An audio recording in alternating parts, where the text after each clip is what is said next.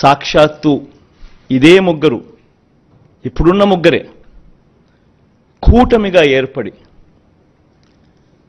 ముగ్గురు ఫోటోలు పెట్టి కింద చంద్రబాబు నాయుడు గారి సంతకం కూడా కనిపిస్తుంది.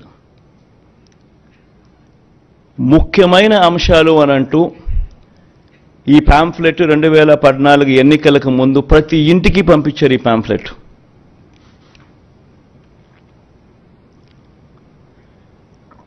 ప్రతి ఇంటికి పంపించిన ఈ పాంఫ్లెట్ను చూసి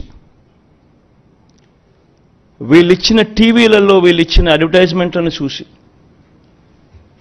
అప్పట్లో ఈనాడులో చూస్తే, ఆంధ్రజ్యోతిలో చూసిన, ఏబిఎన్లో చూసిన, TV5లో చూసిన అడ్వర్టైజ్మెంట్ కూడా ఊదరగొట్టేవాళ్ళు.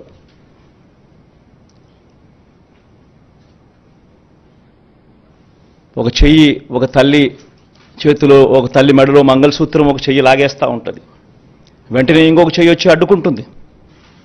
బాబు వస్తున్నాడు, బ్యాంకుల్లో పెట్టిన బంగారం ఇంటికి వస్తుంది అని అడ్వర్టైజ్మెంట్.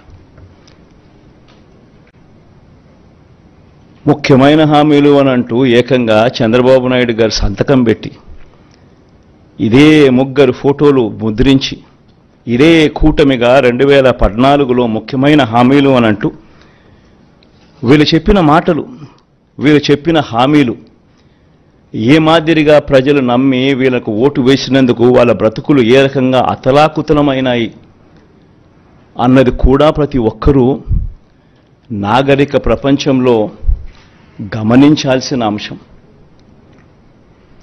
ఎందుకనంటే ఒక రాజకీయ నాయకుడు ఒక రాజకీయ పార్టీని నమ్మి ప్రజలు ఓట్లేస్తారు.